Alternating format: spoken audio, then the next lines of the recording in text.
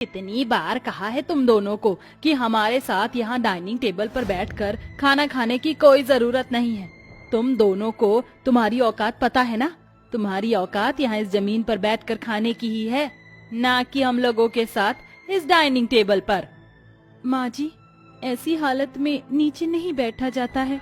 अगर नीचे बैठ गए तो उठने में काफी परेशानी होती है। तुम दोनों दुनिया की पहली औरत नहीं हो जो माँ बनने वाली हो। मेरी इन 3 बहुओं को देख लो, ये तो कभी किसी भी तरह की कोई आनाकानी नहीं करती हैं, तुम दोनों की तरह। करेंगी भी कैसे? इन तीनों को तो आपने सारे ऐशो आराम दे रखे हैं। गर्भवती हम 5 हैं, लेकिन आप इन तीनों का इतना ख्याल रखती हो और हम दोनों के साथ इतना बुरा बर्ताव करती हो। ऐसी हालत में भी हमसे घर के सारे कामकाज करवाती हो, सिर्फ इसलिए क्योंकि हम गरीब हैं और हम लोगों का रंग काला है। देखा माँ जी, कैसे इन दोनों की कैची की तरह कच कच कच कच जुबान चल रही है। मैं तो सोचती थी कि गांव की तो भोली भाली होंगी, लेकिन ये दोनों तो तलवार की धार की तरह तेज निकली। तुम दोनों की इतनी हिम्मत कि तुम दोनों मुझसे अपनी सास से जुबान लड़ाओ। इतना कहकर अपूर्वा काजल और रेवती को एक जोरदार थप्पड़ मारती है, जिससे वो दोनों नीचे गिर जाती हैं और उनके पेट में दर्द शुरू हो जाता है। दोनों दर्द के मारे चिल्ला रही होती हैं, लेकिन इससे ना ही तो अपूर्वा को फर्क पड़ता है और ना ही वहाँ खड़ी मनीषा, काव्या और रूपाली को। अपूर्वा की 5 बहुएं गर्भवती होती हैं, जिसमें से मनीषा, काव्या और रूपाली का तो अपूर्वा बहुत ज्यादा ख्याल रखती है, लेकिन वहीं काजल और रेवती पर जुल्म करती थकती नहीं। मनीषा, काव्या और रूपाली दिखने में काफी ज्यादा सुंदर और गोरी होती हैं, लेकिन वहीं रेवती और काजल दिखने में काफी काली होती हैं। काले और गोरे रंग की वजह से अपूर्वा अपनी 5 बहू में भेदभाव करती है। रूपाली, मनीषा, काव्या, मैं तुम तीनों के लिए केसर वाला दूध और बादाम के लड्डू लेकर आई हूँ। माँ जी, हमारा बिल्कुल भी मन नहीं है ये खाने का। आप प्लीज हमारे लिए बर्गर और पिज्जा मंगवा दीजिए। ऐसी हालत में ऐसी चीजें नहीं खानी चाहिए, इससे तुम्हारी सेहत पर बुरा असर पड़ सकता है। लेकिन माँ जी, लेकिन वेकिन कुछ नहीं, चुपचाप से ये दूध और लड्डू खत्म हो जाने चाहिए। अपूर्वा को अपनी तीनों गोरी बहुओं को इतना प्यार करते हुए काजल और रेवती दूर खड़े होकर देख रहे होते हैं, जिसे देखकर दोनों काली बहुओं की आंखों में आंसू आ जाते हैं। हमारे इस काले रंग की वजह से माँ जी हमें जरा भी प्यार नहीं करती और हमसे हमेशा घर के सारे काम करवाती है। मुझे तो लगा था कि अब हम दोनों गर्भवती हैं तो माँ जी शायद हमसे प्यार कर ले, लेकिन ये हमारी गलतफहमी थी। रेवती, रो मत। ऐसी हालत में रोना तुम्हारे और तुम्हारे बच्चे की सेहत के लिए बिल्कुल भी ठीक नहीं है। काजल और रेवती दोनों बात कर ही रही होती हैं कि तभी अपूर्वा की नजर उन दोनों पर पड़ती है। तुम दोनों वहाँ खड़ी खड़ी क्या कानाफूसी कर रही हो? तुम दोनों को जो मैंने काम दिए थे वो किया भी या नहीं? माँ जी, सारे काम हो गए हैं। सारे काम हो गए तो यहाँ खड़े खड़े क्यों मेरी बहू के खाने पर नजर लगा रही हो? जाओ अपने कमरे में। माँ जी, हम दोनों ने सुबह से कुछ भी नहीं खाया है, आप हमें भी कुछ खाने के लिए दे दीजिए। मैंने थोड़ी देर पहले किचन में चाय बनाई थी, वो चाय बची हुई है, जाकर तुम दोनों वो चाय पी लो। और हाँ, चाय पीने के बाद बाहर आंगन में राशन की बोरियां रखी हुई हैं, उन्हें ले जाकर किचन में रख देना। माँ जी, वो राशन की बोरियां तो बहुत भारी होती हैं और ऐसी हालत में हम किसी भारी चीज को नहीं उठा सकती हैं। कहीं ना इतनी भारी हैं, ये तो तुम दोनों के काम न करने के सिर्फ बहाने हैं। और हाँ, इस काम के बाद हम तीनों के पैरों में तेल से मालिश भी कर देना। हमने सुना है तुम दोनों बहुत अच्छी मालिश करती हो।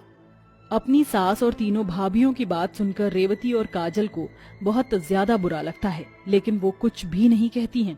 जिसके बाद वो किचन में जाकर बची हुई चाय पीती और राशन की बोरियों को उठाकर किचन में रख देती हैं।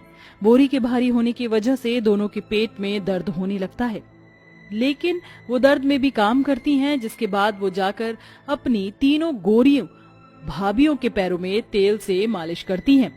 ऐसे ही समय बीतता रहता है, लेकिन ना ही तो अपूर्वा का अपनी दोनों काली बहुओं पर तरस आता है और ना ही तीनों गोरी बहू को। ऐसे समय गुजरने के साथ साथ 5 बहुओं की गोद भराई की रस्म का समय आ जाता है। रूपाली, मनीषा, काव्या, मैं तुम तीनों के लिए ये लहंगे और ये गहने लेकर आई हूँ। कल तुम तीनों अपनी गोद भराई की रस्म में इन्हें ही पहनकर तैयार होना। और तुम दोनों, रेवती और काजल, तुम्हारी गोद भराई की रस्म के लिए मेरे पास यहाँ साड़ियाँ रखी हुई हैं, तो तुम कल इन्हें पहन लेना। माँ जी, ये साड़ी तो काफी पुरानी है और यहाँ से फटी हुई भी है। हम अपनी गोद भराई के फंक्शन में इन साड़ियों को नहीं पहनेंगी। तो क्या हुआ, तुम दोनों के लिए मैं बनारसी साड़ी लेकर आऊं? तुम दोनों की औकात तो इन साड़ियों को भी पहनने की नहीं है, लेकिन मैं तुम दोनों को ये साड़ियाँ पहनने को दे रही हूँ। अगर ज्यादा बकवास करी तो ये साड़ियाँ भी पहनने को नहीं मिलेंगी। इतना कहकर अपूर्वा अपनी तीनों गोरी बहुओं के साथ वहां से चली जाती है और बेचारी रेवती और काजल अपने हाथों में वो पुरानी फटी साड़ियों को लेकर खड़ी रहती है। अगले दिन होते ही पांचों बहुएं तैयार होकर गोद भराई की रस्म के लिए जाती हैं और अपूर्वा अपनी पांचों बहुओं की गोद भराई की रस्म के लिए एक बैंक्वेट बुक करती है, जिसमें वो काफी अच्छी सजावट करवाती है। मनीषा, काव्या, रूपाली, तुम तीनों यहाँ इस स्टेज पर बैठ जाओ। यहाँ तुम तीनों की गोद भराई की रस्म होगी। जिसके बाद तीनों गोरी बहुएं जाकर स्टेज पर बैठ जाती हैं और उनके पीछे पीछे रेवती और काजल भी जाती हैं, जिसे देखकर अपूर्वा कहती है, तुम दोनों कहाँ चली जा रही हो? तुम दोनों वहाँ नहीं बैठोगी, बल्कि तुम दोनों यहाँ इस जमीन पर बैठोगी। तुम दोनों की गोद भराई की रस्म यहाँ होगी। मैं नहीं चाहती तुम दोनों काली की वजह से मेरी गोरी गोरी बहुओं को कोई परेशानी हो, समझी तुम दोनों? अपूर्वा अपनी तीनों गोरी बहुओं को स्टेज पर बैठाती है, लेकिन वहीं दोनों काली बहुओं को जमीन पर बैठा देती है। जिसके बाद थोड़ी देर में गोद भराई की रस्म शुरू हो जाती है। अपूर्वा अपनी तीनों गोरी बहुओं को महंगे महंगे तोहफे, साड़ियाँ, गहने, पैसे सब देती है, लेकिन वहीं अपनी दोनों काली बहुओं को थोड़े से चावल और शगुन का नारियल देती है। थोड़ी देर बाद गोद भराई की रस्म खत्म हो जाती है, जिसके बाद सभी लोग अपने घर जाने लगते हैं। अरे, तुम दोनों कहाँ जा रही हो? हम तीनों के साथ लिफ्ट में? मनीषा, तुम दोनों के साथ साथ हम तीनों भी गर्भवती हैं और इस लिफ्ट में इतनी तो जगह है कि हम पांचों भी इसके अंदर आ सकती हैं। हाँ तो है, लेकिन वो क्या है ना, हम नहीं चाहते तुम दोनों काली हमारे साथ इस लिफ्ट में आओ। क्या पता तुम्हारी लिफ्ट में आने की वजह से हम तीनों के साथ कोई अपशगुन हो जाए। इतना कहकर काव्या लिफ्ट का बटन दबा देती है और लिफ्ट नीचे जाने लगती है और बेचारी रेवती और काजल वहीं खड़ी रह जाती हैं कि तभी अचानक लिफ्ट खराब हो जाती है और तीनों बहुएं लिफ्ट के अंदर फंस जाती हैं और उन तीनों गोरी बहुओं की हालत खराब होने लगती है। माँ जी, बचाइए हमें, हम लोग यहाँ सांस नहीं ले पा रहे हैं। कोई बचाओ मेरी बहुओं को, मेरी तीनों बहुएं प्रेग्नेंट हैं, कोई तो हमारी मदद करो।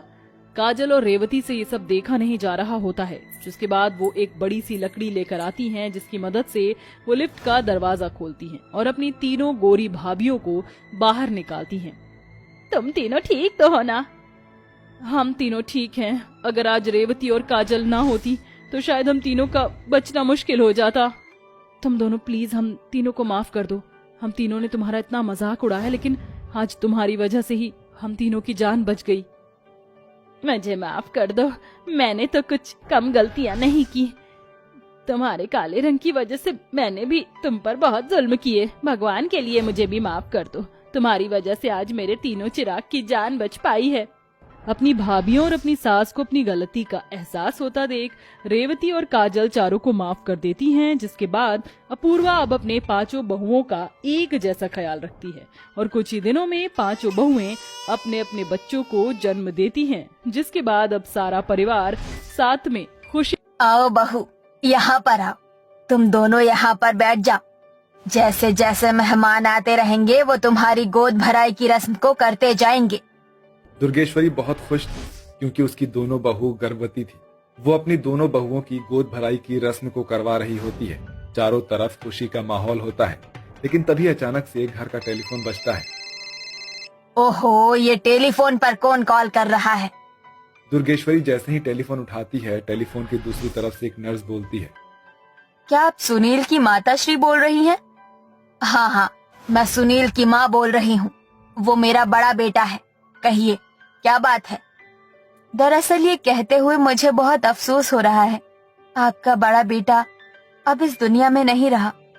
जिस फ्लाइट में आपका बेटा वापस लौट रहा था, वो फ्लाइट क्रैश हो गई थी और उसमें आपके बेटे की बॉडी बरामद हुई है। बॉडी आरके हॉस्पिटल में है। आप आकर यहाँ से बॉडी लेकर जा सकते हो अंतिम संस्कार के लिए। नर्स की ये बात सुनते ही दुर्गेश्वरी के पैरों तले जमीन खिसक जाती है और वो फूट फूट कर रोने लगती है और उसके हाथों से फोन भी नीचे गिर जाता है। वो फौरन अपनी दोनों बहुओं के पास आती है और उन्हें ये सब कुछ बताती है। नहीं, नहीं, ऐसा नहीं हो सकता। मेरे पति इस दुनिया को छोड़कर नहीं जा सकते। अभी तो हमारी जिंदगी में खुशियां आई ही थी और अचानक से वो मेरा साथ छोड़कर इस दुनिया से चले गए। कह दो माँ जी, ये सब झूठ है। मैं ये सब बर्दाश्त नहीं कर पाऊंगी। संगीता की बहुत बुरी हालत हो जाती है और वहीं उसकी देवरानी रूपाली उसे संभालने की कोशिश करती है, जिसके बाद दुर्गेश्वरी अपने छोटे बेटे रवि के साथ जाकर हॉस्पिटल से डेड बॉडी लेकर आती है। वो सभी लोग मिलकर सुनील का अंतिम संस्कार कर देते हैं, जिसके बाद घर में सभी लोग संगीता से बहुत ज्यादा बैर करने लगते हैं। ऊपर से दुर्गेश्वरी सुनील की मौत का जिम्मेदार भी संगीता और उसके आने वाले बच्चे को बना देती है। तेरे पेट में पल रहा ये बच्चा मेरे परिवार के लिए बहुत बड़ा अशुभ संकेत है। इसके आने से पहले मेरा बेटा इस दुनिया से हमेशा हमेशा के लिए चला गया। अब तू भी इस घर को छोड़कर चली जा। आप ये कैसी बात कर रही हैं? ये सब तो एक हादसा था ना, और जो होना था वो हो गया। इसमें भाभी और उनके आने वाले बच्चे का क्या कसूर है?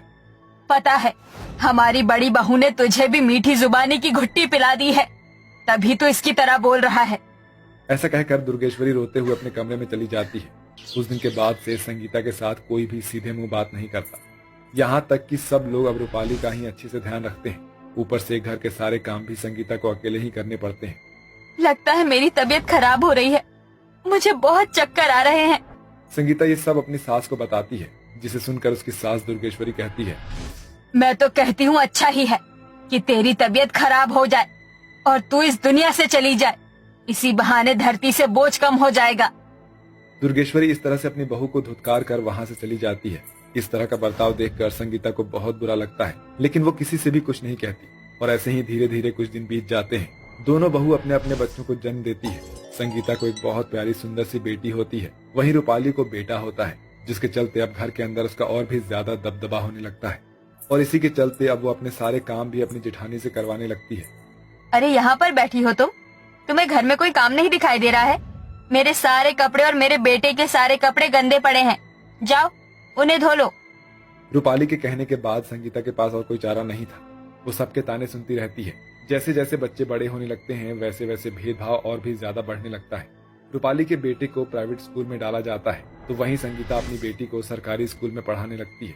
संगीता अपनी बेटी का बहुत ख्याल रखती है, तो वहीं रूपाली का बेटा सबके लाड़ प्यार में बिगड़ जाता है। अरे माँ, आप अभी तक सोई नहीं हो?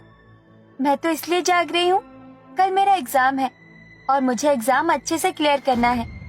लेकिन मेरी वजह से आपको परेशान होने की जरूरत नहीं है। आप जाइए, सो जाइए। नहीं बेटी, तू मेरी बेटी है, तो मेरा भी फर्ज बनता है कि मैं तेरी मदद करूं। तू अपनी पढ़ाई में ध्यान लगा, मैं तेरे लिए एक कप चाय बना कर लाती हूँ। संगीता अपनी बेटी की पढ़ाई में उसकी पूरी मदद कर रही होती है, तो दूसरी तरफ रूपाली का बेटा चिराग आधी रात में शराब के नशे में धुत घर पर आता है। 2 पैग मार और भूल जा, 2 पैग मार और भूल जा, भूल जा, भूल जा, भूल जा। चिराग नशे की हालत में जैसे तैसे घर के अंदर लड़खड़ाते हुए आता है। रवि उसे देख लेता है, जिसके चलते रवि उससे कहता है, कल तुम्हारा एग्जाम है ना, और तुम आधी रात के समय शराब के नशे में घर आ रहे हो? हाँ, क्या तुम्हें जरा से भी शर्म नहीं आती है? तभी वहां पर रूपाली आ जाती है और अपने बेटे को अपने पति की डांट से बचाने लगती है। आप टेंशन क्यों ले रहे हो? मेरे बेटे ने सारी तैयारी कर रखी है, देख लेना वो पास ही होगा। ये तो बस एग्जाम होने से पहले एक छोटी सी पार्टी है, इसे जाने दो। रूपाली के कहने पर चिराग लड़खड़ाते हुए अपने कमरे में चला जाता है। ये सब तुम्हारे लाड़ प्यार की वजह से हो रहा है। अरे थोड़ा भी अगर तुमने अपने बेटे पर ध्यान दिया होता ना, तो वो आज ऐसा नहीं होता। उसे बस शराब और यहाँ वहाँ घूमने के अलावा और कुछ नहीं दिखता है। एक लौता बेटा है मेरा, ये उम्र उसकी अपनी जिंदगी को जीने की है, ना कि पाबंदियां लगाने की। ऐसा कहकर रूपाली वहाँ से चली जाती है। इस बात का रवि को बहुत अफसोस होता है, लेकिन वो कुछ कर नहीं पाता। अगले दिन एग्जाम के समय तारा तो अपना एग्जाम देने चली जाती है, लेकिन रवि अपने दोस्तों के साथ घूमने के लिए निकल जाता है, जिसके चलते रवि फेल हो जाता है और तारा पास हो जाती है। कड़ी मेहनतों के बाद तारा एक दिन IAS ऑफिसर बन जाती है, लेकिन चिराग अब लड़कियों की इज्जत के साथ खेलने लगता है। वो एक दिन रास्ते पर चलती हुई एक लड़की को छेड़ने लगता है। अरे वाह, बिल्कुल मसक कली लग रही है। क्या फिगर है कसम से।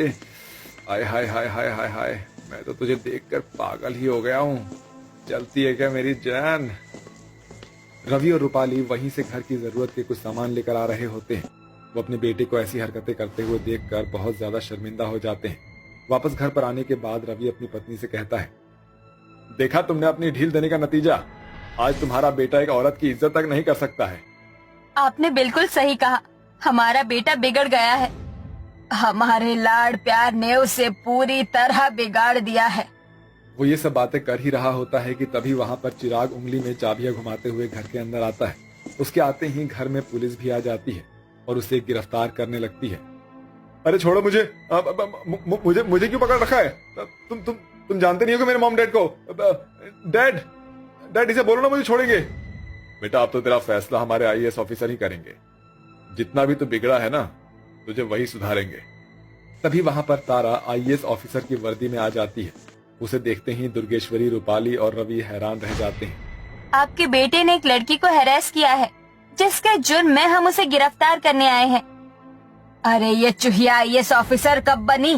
तभी वहां पर संगीता आती है और अपनी बेटी की तरक्की और उसकी मेहनत के बारे में बताती है, जिसे सुनकर उन सभी को अपनी गलती का एहसास होता है।